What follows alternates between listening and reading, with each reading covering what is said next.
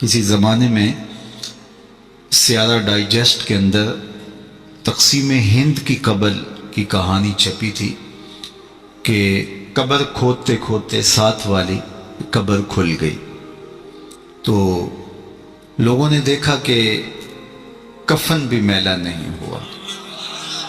شوق اور جستجو کی چنگاریاں مزید روشن ہوئیں اور ایک اینٹ گری تھی تو دوسری اینٹ خود نکال دی، تو دیکھا کہ اندر تازہ گلاب کھلے ہوئے ہیں۔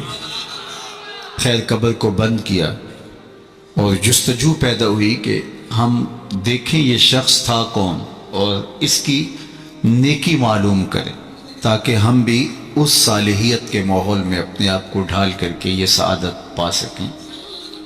تو خیر تلاش کرتے ہوئے اس کی بیوہ مل گئی جو بہت بوڑھی ہو چکی تھی، تو لوگ اس کے پاس گئے کہ تیرے شوہر کی قبر یوں کھل گئی اور ہم نے یہ منظر دیکھا، تو تم بتا سکتی ہو کہ وہ کون سا نیک عمل کرتا تھا؟ تو اس نے ذہن پہ زور دیا، کہا میرا شوہر ایک سادہ سا شخص تھا اور پڑھا لکھا بھی نہیں تھا، لیکن ہاں مجھے یاد آیا اس کا ایک عمل تھا، جب صبح کے وقت وہ مسجد میں جاتا نماز کے لیے تو لوگ قرآن کھول کے بیٹھ جاتے۔ ایک زمانہ تھا لوگ فجر کے بعد قرآن مجید کی تلاوت کیا کرتے تھے، اور گھروں میں بھی صبح کے وقت قرآن ضرور کھلتا تھا۔ اللہ وہ دور دوبارہ پلٹ کے لے آئے ہمارے لیے، اور نوجوانان امت قرآن کا چہرہ دیکھیں فیس بک کی بجائے۔ تو وہ ایک زمانہ تھا، تو جب سارے لوگ قرآن کھول کے بیٹھ جاتے تو اسے بڑی تکلیف ہوتی کہ کاش میں بھی قرآن پڑھا ہوتا، تو یہ بوجھل قدموں سے گھر پلٹتا اور طاق پہ رکھے ہوئے قرآن مجید کے نسخے کو اتارتا، کھولتا، چومتا، پڑھنا تو آتا نہیں تھا، تو ایک ایک سطر پہ انگلی پھیرتا اور کہتا مالک مجھے پتہ نہیں کیا لکھا ہے، جو لکھا ہے حق لکھا ہے۔ پھر دوسری سطر پہ انگلی رکھتا اور کہتا مالک یہ بھی سچ لکھا ہے۔ پھر تیسری سطر پہ انگلی لے آتا، کہتا مالک یہ بھی سچ لکھا ہے۔ تو اس طرح انگلی پھیرتا چلا جاتا اور یہ کہتا چلا جاتا مالک یہ بھی سچ ہے، یہ بھی سچ ہے، یہ بھی سچ ہے، یہ بھی سچ ہے۔ تو شاید اس کی قبر میں جو چراغاں ہوا ہے، اس کی قبر میں خوشبو پھیلی ہے، گلابوں کا موسم تم نے دیکھا ہے، تو قرآن سے محبت کی اس کے سبب ہوا ہے۔ یار جو قرآن مجید کو پڑھنا بھی نہ جانتا ہو، اس کی زیارت کر کے اس اذعان اور یقین کے ساتھ انگلی رکھ کے کہے کہ یہ اللہ کا سچا کلام ہے، تو اس کی قبر میں خوشبوئیں پھیل جاتی ہیں، اور جس نے ساری زندگی قرآن کی خدمت کی ہو اللہ اس کو کتنی رحمتوں سے نوازے گا اور کتنی کرم نوازیاں اللہ اس کا مقسوم کرے گا۔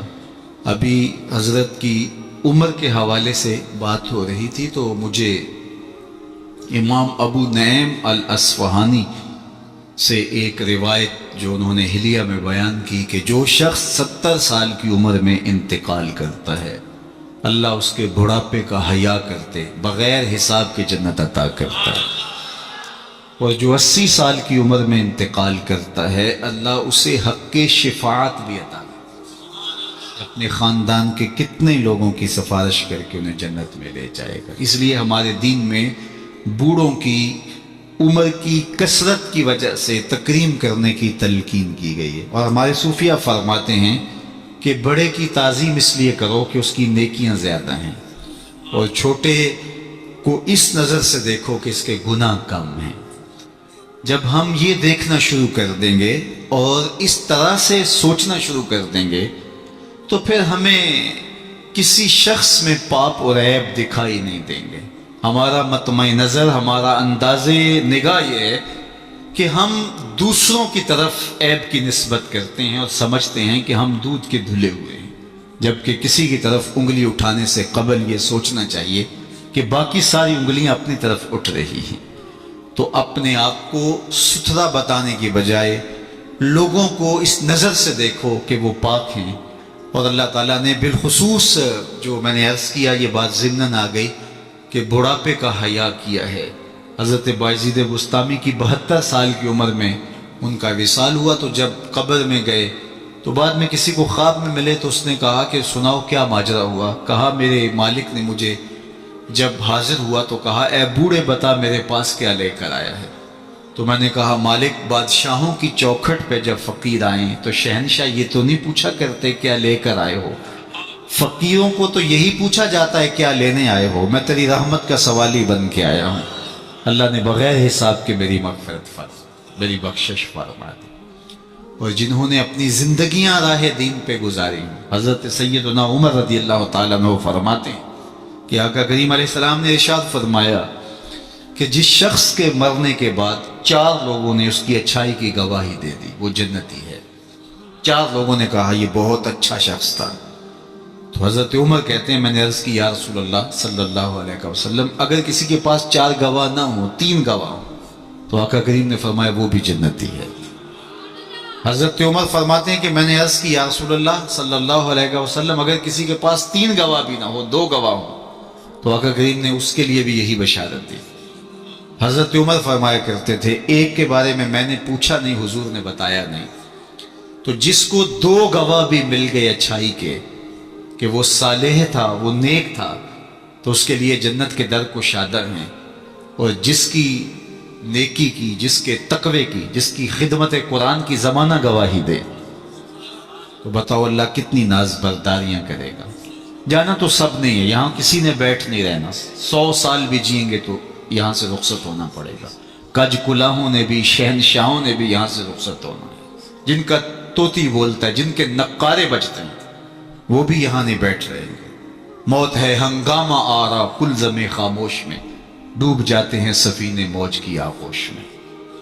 یہاں بڑے بڑے پہلوان، بڑے بڑے کج کلا اور شہنشاہ باقی نہ رہے۔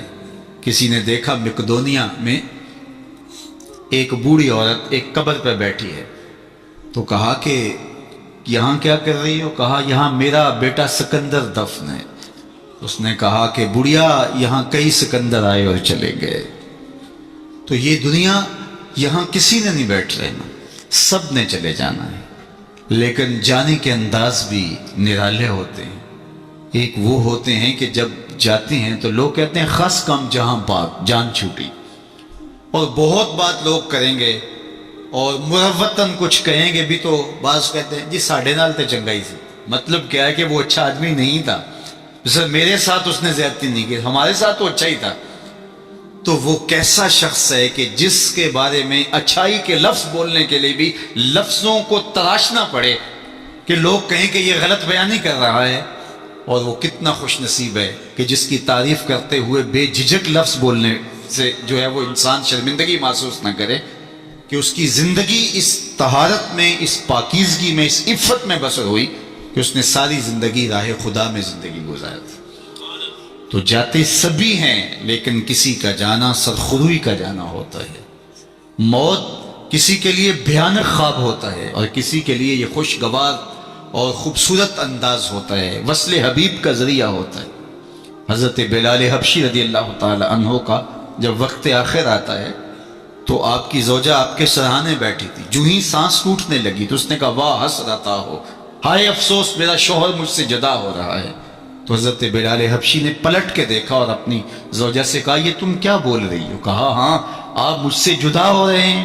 فرمایا یہ حسرت بڑے لمحے نہیں ہے، یہ دکھ کی کہانی نہیں ہے، بلکہ میں تو اپنے آقا محمد عربی سے ملنے جا رہا ہوں۔ تو یہ وصل محبوب کا ذریعہ ہے۔ حضرت یعقوب علیہ السلام، حضرت ابراہیم علیہ السلام کے پاس جب ملک الموت آئے اللہ کی طرف سے پیغام لے کر کے، تو انہوں نے کہا کہ میں قبض روح کے لیے آیا ہوں۔ حضرت خلیل نے کہا کہ عجیب بات ہے، میرا رب مجھے اپنا خلیل بھی کہتا ہے۔ خلیل کہتے ہیں گوڑے یار کو، تو میرا رب مجھے اپنا خلیل بھی قرار دیتا ہے، اور کیا کوئی یار بھی یار کی موت چاہتا ہے؟ اور تمہیں قبض روح کے لیے بھیجا۔ کہا میں تو حکم کا پابند ہوں، عبد معمور ہوں، بارگاہ ازدی میں دوبارہ حاضر ہوئے، تیرے بندے کے پاس حاضر ہوا تھا، اور یہ میسج ہے تیرے بندے کا تیرے نام کہ کیا کوئی یار بھی یار کی موت چاہتا ہے؟ تو کہا اے اسرائیل پھر جا میرے خلیل کو میرا سلام دے اور کہے کبھی ایسا بھی ہوا ہے یار یار کو بلائے اور وہ ملنے بھی نہ آئے؟ تو روح بے چین ہو گئی، کہا دیر نہ کر جلدی قبض کر لے۔ تو یہ تو اس لمحے کے انتظار میں ہوتے ہیں، موت میں فرق ہوتا ہے. رومی نے بڑی خوبصورت مثال سے دونوں اموات کا ذکر کیا ہے. اس شخص کی کہانی جو اس دنیا میں عیش و عشرت کر کے آخرت کو بھول جاتا ہے، اور اس شخص کی کہانی جس کا مطمع نظر آخرت ہوتی ہے اور وہ اس دنیا کو آخرت کے لیے گزارتا ہے، چونکہ یہ آخرت کی کھیتی ہے. یہ بوائی کا موسم ہے، آخرت کٹائی کا موسم ہے. بوائی کے موسم میں جو کسان مٹی سے مٹی ہو جاتا ہے، سحری کے وقت اٹھتا ہے، کھیتوں میں ہل جوتتا ہے، جڑی بوٹیاں تلف کرتا ہے، بیج ڈالتا ہے، سہاگا دیتا ہے، پانی ڈالتا ہے، تو کٹائی کے موسم میں فصل بھی وہی اٹھاتا ہے. اور جو بوائی کے موسم میں کلف لگے لباس پہن کے گھومتا ہے، آوارگی کرتا ہے، سحری کے وقت اٹھ نہیں پاتا، کھیتوں کو جاتا نہیں، جڑی بوٹیاں تلف نہیں کرتا، تو کٹائی کے موسم کے اندر اس کے ہاتھ کچھ نہیں آتا. یہ مزرع الاخرہ ہے، یہ بوائی کا موسم ہے، آخرت کٹائی کا موسم ہے. تو جس نے اس زندگی کو آخرت کے لیے گزارا اور دیکھا کہ میں اس دنیا پہ آیا کیوں ہوں، مقصد زندگی کیا تھا، مقصود زیست کیا تھا، کیوں اس دنیا میں آیا ہوں، تو وہی سرخرو اور کامیاب ہے. رومی کا انداز تمثیل کا ہے اور وہ سادہ لفظوں میں بات کرتے ہیں، روح تک اتر جاتی ہے. اور یہ ان کو اللہ نے ملکہ عطا کیا ہے. اور یہی کمال ہوتا ہے. یہ نہیں ہے کہ 3 گھنٹے کی تقریر ہو اور نتیجہ کچھ بھی نہ نکلے. بات یہ ہے کہ آپ بات کریں لیکن بات روح میں کھبتی چلی جائے، لہو خورشید کا ٹپکے اگر ذرے کا جگر چیرے. تو حضرت رومی کو یہ فن آتا ہے. وہ سوز و ساز کی کائنات کا بادشاہ اور وہ تمثیل سے بہت ادق اور دقیق مسائل سمجھانے کا فن جاننے والا اس بہت بڑی حقیقت کو ایک مثال سے سمجھاتے ہیں. کہتے ہیں دیار مصر میں کوئی علاقہ تھا اور جہاں کا سیاسی نظم یہ تھا کہ وہ سال کی آخری تاریخ کو اپنے بادشاہ کو کسی جنگل میں پھینک دیتے اور پہلی تاریخ کو ساحل پہ آ جاتے. سب سے پہلے ان کے ساحل پہ جو شخص آتا اس کو اپنا بادشاہ مان لیتے. کہیں جمہوری طریقہ ہوتا ہے، کہیں صدارتی نظم ہوتا ہے، ان کا نظام یہ تھا، رکھا تھا. اور جو بھی تخت نشین ہوتا وہ بھول جاتا کہ میرے ساتھ کیا ہونے والا ہے. اس کو پہلے دن بتا دیتے کہ 1 سال کے لیے تو تخت نشین رہے گا اور اس کے بعد تجھے اس جنگل میں پھینک آئیں گے جو جزیرے کے دوسری سمت ہے، اور اس میں موذی جانوروں کا رین بسیرا ہے اور تھوہر اور کانٹے دار درخت ہیں. لیکن وہ بھول جاتا وہ تخت کی لذتیں اور اس کا سرور اور اس کا نشہ ہی ایسا ہوتا، اسے یاد ہی نہ رہتا کہ سال کے بعد میرے ساتھ کیا ہونے والا ہے. اور جو ہی سال کی آخری تاریخ ہوتی زنجیروں میں جکڑ کے ادھر پھینکتے پھر روتا ہے مجھے تم کہاں لے جا رہے ہو. ایک مرتبہ وہ اپنا پرانا بادشاہ پھینک کر کے نیا بادشاہ لینے ساحل پہ آئے تو جو شخص سب سے پہلے ساحل پہ اترا وہ تاجر شخص تھا. اس کے گلے میں پھولوں کے ہار ڈالے، گارڈ آف آنر پیش کیا. اس نے کہا یہ کیا ہے میرے لیے؟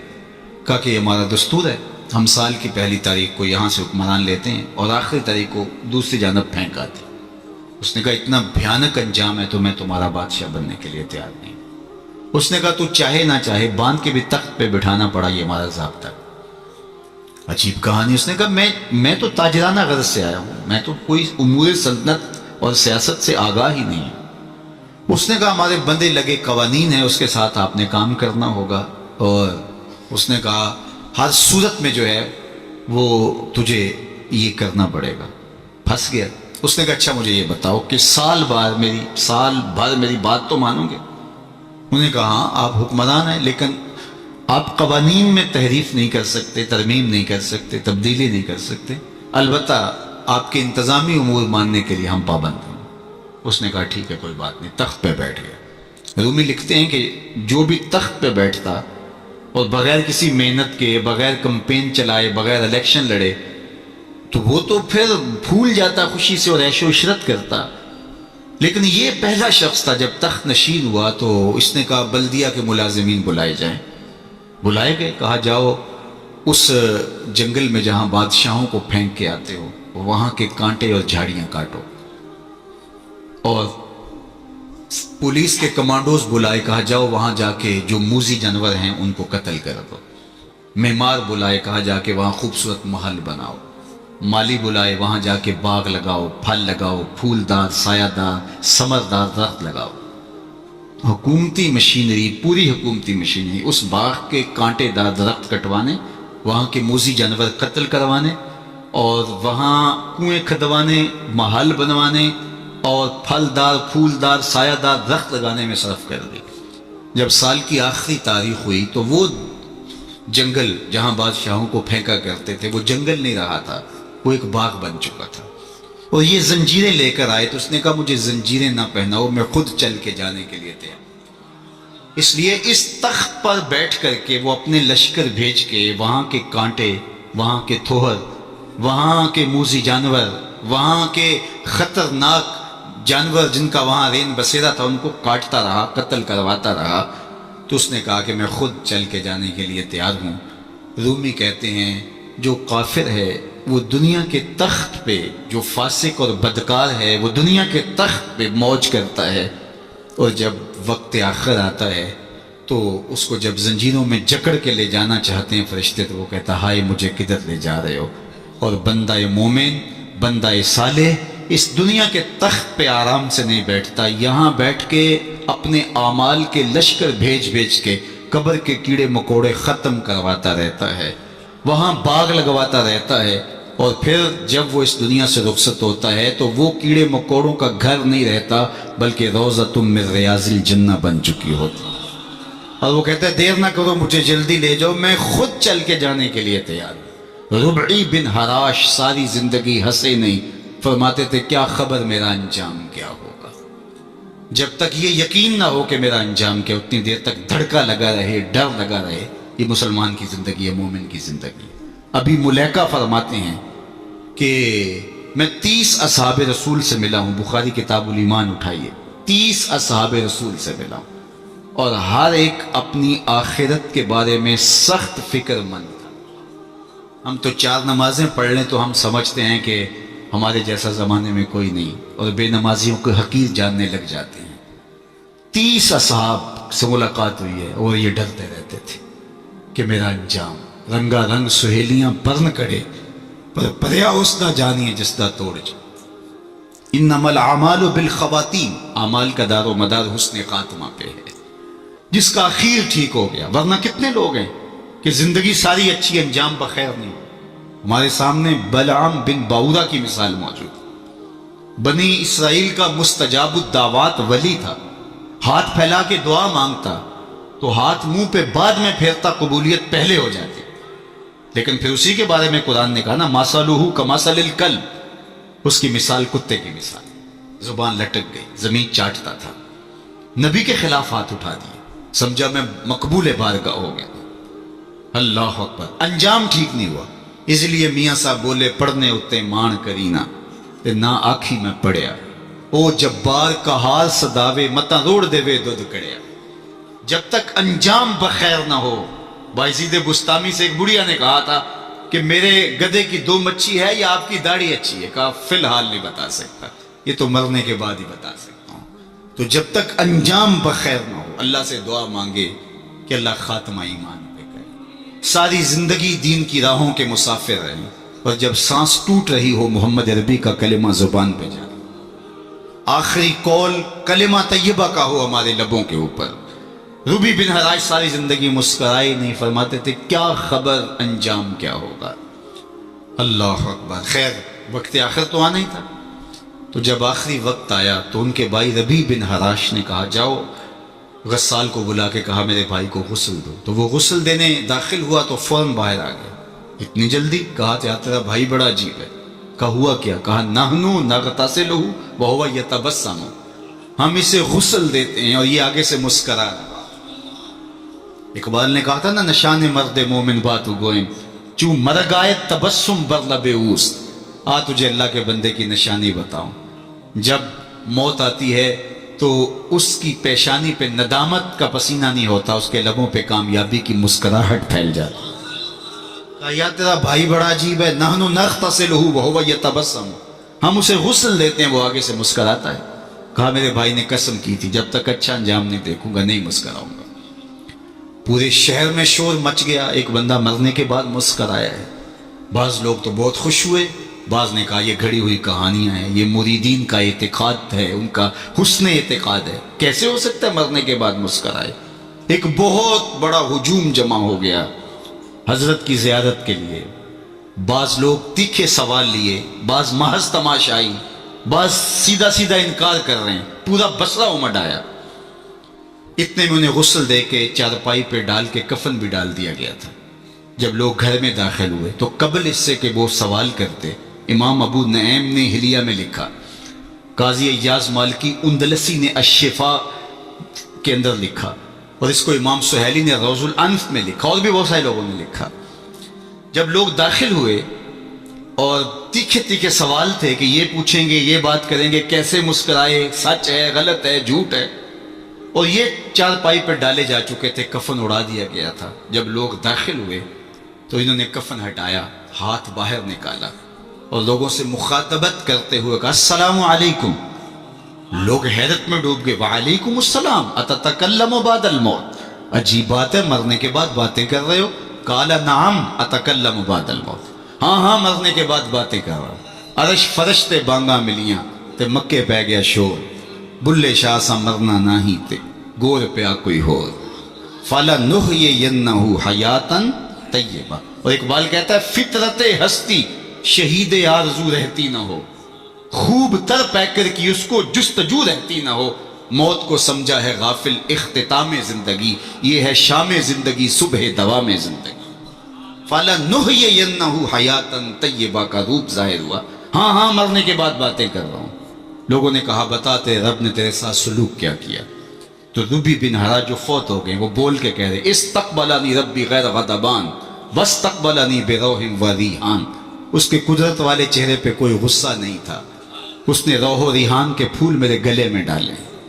لوگوں نے باتیں پوچھنا شروع کر دی. شکر ہے کوئی مرنے والا بول پڑا، کوئی ادھر کی بات کر رہا ہے، ادھر کی بات پوچھ رہا ہے. جب سلسلہ کلام طول پکڑنے لگا تو ربی بن ہراش لکھتے ہیں، ربی بن ہراش کہتے ہیں کہ اجلوا بی ولا تؤخروا بی لان ابا القاسم ينتظر علی الصلاۃ، دیر نہ کرو مجھے جلدی قبرستان میں لے جاؤ، تم مجھے باتوں میں لگا رہے ہو، امام الانبیاء میرے جنازے کا انتظار کر.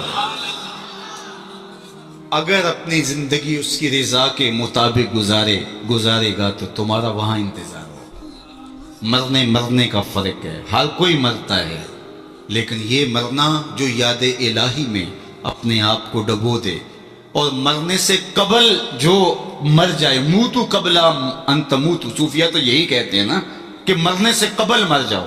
تو جب مرنے سے ہی قبل مر جائے تو الجبرے کا قاعدہ ہے نا کہ نفی جب نفی سے ضرب کھاتی ہے تو جمع کی صورت میں جواب آتا ہے.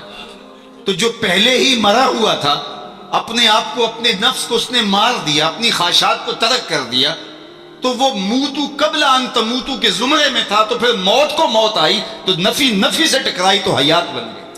تو یہ حیات طیبہ کی صورت بن کے سامنے آئی اور ابھری.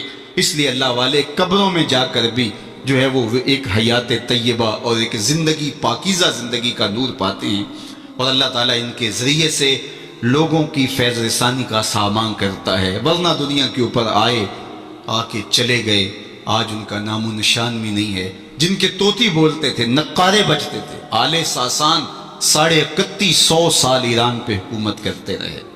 آج آل ساسان کا دنیا نام بھی نہیں جانتی. مشتاق نے کہا تھا مٹ گیا مشتاق دل سے رنگے یاد رفتگاں، پھول مہنگے ہو گئے قبریں پرانی ہو گئی. قبروں کے نشان بھی یاد نہیں ہوتے. پوتے کو لے کر کے دادا جاتا ہے، تمہارے پردادا کی یہاں کر کے کہیں قبر ہوتی تھی، اور قبر بارش کے آثار مٹا چکے ہوتے ہیں، وہ ڈھونڈتا پھرتا ہے قبر کہاں تھی، نشان بھی باقی نہیں رہتے. لیکن جنہوں نے اپنی زندگیاں اللہ کے نام پہ گزاری ہوتی ہیں، دیکھیے ہزار سال بیت گئے، آج بھی ان کی قبر پہ چراغاں. کیسی رونقیں اور کیسی تازگی اور کیسی فرحتیں. آپ لاہور جاتے ہیں نا تو راوی کے اس پار جہانگیر کا مقبرہ ہے، وہاں دن کو جائیں یا شام کو آپ کو حسرتیں برستی دکھائی دیں. اب ایک پارک بن گیا جس کے دام سے تھوڑی سی رونق ہے، لیکن احاطہ مزار پہ اگر آپ جائیں تو وہاں آپ کو قرآن پڑھنے والے لوگ موجود نہیں ملیں گے، تاش کھیلنے والی ٹولیاں بیٹھی نظر آئیں گی. وہاں آپ کو تازہ گلاب نہیں ملیں گے، وہاں آپ کو جانوروں کی بینٹیں پڑی ہوئی نظر آئیں. وہ مطلق العنان حکمران بر صغیر پاک و ہند کا آج حسرت نے برس. بالکل اس کے ساتھ ملکہ نور جہاں کا مقبرہ ہے. جب بادشاہ تخت پہ بیٹھتا تھا تو ملکہ پیچھے بیٹھتی تھی، اور بادشاہ کا فیصلہ اسے کوئی پسند نہیں ہوتا تو پیچھے سے کمر ٹھونکتی، بادشاہ فیصلہ تبدیل کر دیتا. جس کے اشارہ ابرو پر ہندوستان کی تقدیر کے فیصلے لکھے تھے، نیچے اندھیرے میں اس کی بھی قبر ہے. اور ان کی اپنی بیٹی زیب النساء کا شعر لوح مزار پہ کندہ ہے: بر مزار ماں غریباں نئے چراغے نئے گلے، نئے پرے پروانہ سوزت نئے صدائے بلبلے. ہم غریبوں کی قبر پہ نہ کوئی چراغ جلانے آئے گا، نہ کوئی پھول ڈالنے. آج غریب بنے ہیں. جو بر صغیر کی پوری راجدھانی کے مالک تھے آج غریب بنے. بر مزار ماں غریباں، یہ شہزادی کا شعر ہے. بر مزار ماں غریباں نئے چراغے نئے گلے، نئے پرے پروانہ سوزت نئے صدائے بلبلے. نہ بلبل گیت گانے آتا ہے اور نہ پروانہ پر جلانے آتا ہے. یہ میں بادشاہوں کی کہانی سنا رہا ہوں. یہ راوی کے اس پار کی کہانی ہے. اب راوی کا پل پار کر جائیں. ایک لوح مزار ادھر بھی ہے. یہاں تو لکھا ہے بر مزار ماں غریباں نئے چراغے نئے گلے، اور وہاں لکھا ہے گنج بخش فیض عالم مظہر نور خدا، نہ کساں را پیر کامل کاملاں را رہنما. اب میں نے اور آپ نے دیکھنا ہے ہم کس زمرے میں آنا ہے، کن کے ساتھ جڑنا ہے، کن سے وابستگی اختیار کرنی ہے، کس دائرے میں آنا ہے. سلطنت روم کا شہنشاہ، اس دور کی سپر طاقت. لیکن اگر میں آپ سے پوچھوں جس زمانے میں میرے حضور آئے تھے اس زمانے کے خاقان کا نام کیا ہے، تو آپ میں سے کوئی بتا سکتا ہے؟ میں علماء کو چھوڑتا ہوں، تاریخ کا گہرا مطالعہ کسی کا ہو تو الگ بات ہے. لیکن اگر پوچھوں جس دور میں میرے حضور آئے اس دور کے خاقان کا نام کیا تھا، شاید کوئی نہ بتا سکے. اچھا میں پوچھتا ہوں اس دور کے کیسر کا نام کیا تھا؟ اس دور کا ٹرمپ تو وہی تھا نا، لیکن آج اس کا نام کوئی بھی نہیں جانتا. چلو میں پوچھتا ہوں اس دور کے کسرا کا نام کیا تھا؟ سوائے تاریخ کے طالب علموں کے کوئی نہیں بتا سکے گا. چلو میں یہ پوچھتا ہوں، اور اس مجلس میں موجود سب سے کم عمر بچے سے پوچھتا ہوں کہ جس زمانے میں میرے حضور آئے میرے حضور کے مؤذن کا نام کیا؟ تو وہ سر اٹھا کے بلال حبشی کا نام لے گا. یار اس دور کی سپر طاقت کے مطلق العنان حکمران کا نام تو زمانے کو یاد نہیں. کیسر کا نام، کسرا کا نام، خاقان کا نام زمانے کو یاد نہیں ہے، لیکن بلال حبشی کا نام آج بھی سینوں پہ لکھا ہے. تو اقبال تڑپ کے بولا، اقبال یہ کس کے عشق کا فیض عام ہے؟ رومی فنا ہوا حبشی کو دوا. شہنشاہ روم کا نام بھی زمانے کو یاد نہیں، رومی فنا ہوا حبشی کو دوام ہے. تو دوام محمد عربی کے قدموں میں ہے. سارا نور اسی چوکھٹ پہ ہے، سارے اجالے اور ساری روشنیاں حضور علیہ السلام کے قدموں سے پھوٹتی ہیں. تو جب سارا نور ملتا ہی یہاں سے ہے، سارے اجالے اسی دہلیز سے خیرات کی صورت میں میسر آتے ہیں، تو وہ اپنی ساری زندگی حضور کے نام پہ. اقبال کے سارے کلام کا رس نچوڑیں تو جو خلاصہ نکلتا ہے وہ یہ ہے: بمصطفیٰ برساں خیشرا کے دی ہماؤست، اگر بہو نہ رسیدی تمام بولا بیز. اگر اپنے آپ کو کھینچ کے تو حضور کے قدموں تک لے گیا تو زندگی کا سارا جمال تجھے نصیب. اور اگر تو حضور کے قدموں تک نہیں پہنچ سکا تو کلمہ پڑھ کے بھی ابو لہب کا ابو لہب ہی رہے. آئیے میں اور آپ اپنے آپ کو کھینچ کے حضور کی چوکھٹ پہ لے آئیں، حضور کی دہلیز پہ لے آئیں. ہمارے یہ سادات، یہ علماء، یہ پیران عظام، یہ بزرگان دین اسی پیغام کو لے کر کے میدان عمل میں موجود ہیں. اپنی زندگیاں انہوں نے اسی لیے وقف کی ہیں کہ لوگوں کو حضور سے جوڑا جائے، حضور سے وابستگی، آقا کریم سے دل بستگی، حضور سے تعلق خاطر قلبی ربط پیدا ہو جائے. اور یہ جتنا مضبوط ہوگا زندگی اس قدر ہی جمال پرور ہوتی چلی جائے گی.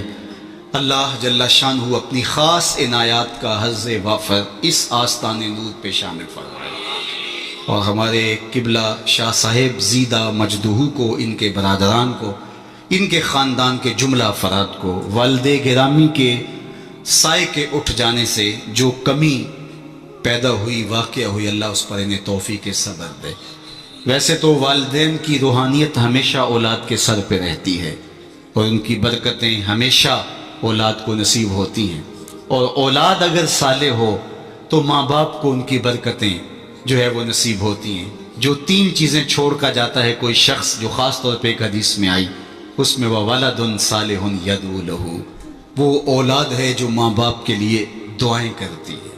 تو مجھے بتاؤ وہ والد کتنا خوش نصیب ہے جو اس مسجد کے قرب میں لیٹا ہوا ہے، کہ جن کی اولاد اور ان کے ماننے والے ان کے لیے دعاؤں کے سلسلے کو کبھی رکنے نہیں دیتے، اور کس قدر ان کے لیے محبتوں کی خوشبو اور پیار کی مہک ہے جو پھیلتی رہے گی، اور ان کی قبر میں ان کے اپنے جو ہے وہ لے جائے ہوئے اعمال اور قرآن کی محبت اور حضور سے نسبی نسبت وہ ان کے لیے کافی ہے۔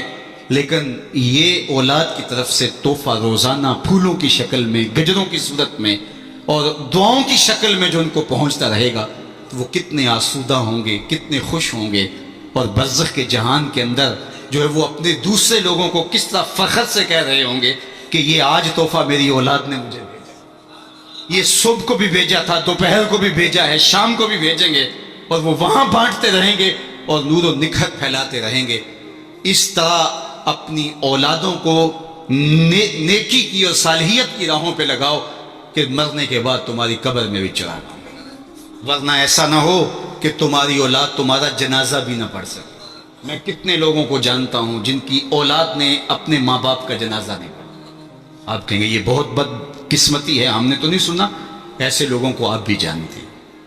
یہ وہ لوگ ہیں جنہیں جنازہ آتا نہیں ہے، اور ساری زندگی لوگوں کے جنازوں میں رسماً کھڑے ہوتے ہیں، پھر ایک دن وہ رسم اپنے باپ اور اپنی ماں، اپنے بھائی، اپنی بیوی، اپنے بچوں کے لیے بھی ادا کرنا پڑتا ہے۔ اور مجھے بتاؤ وہ شخص کتنا بدبخت ہوگا کہ جو اپنے باپ یا اپنی ماں کے جنازے پہ کھڑا ہو جنازہ نہیں پڑھ پاتا، رسماً کھڑا ہے دکھلاوے کے لیے، اور وہ کتنا خوش نصیب باپ ہے جس کا جنازہ اس کا بیٹا پڑھا رہا ہے، جس کے لیے اس کا بیٹا دعائیں کر رہا ہے، اور اس کا بیٹا اس کے لیے سحری کے وقت اٹھ کے آنسو بہا کے مغفرت و بخشش اور غفران کی التجائیں اللہ کی بارگاہ میں پیش کرتا ہے۔ تو اپنی اولادوں کو صالحیت کے سائے میں لاؤ، نیک لوگوں کی صحبت میں رکھو، پاک لوگوں کے پاس بیٹھنا اٹھنا سکھاؤ، ان کو دین کی تعلیم دلواؤ، اور ان کو اچھے کردار کا حامل بناؤ، تاکہ قبر میں بھی چراغاں رہے اور دنیا کے اندر بھی سکھ اور قرار اور تسکین نصیب ہو۔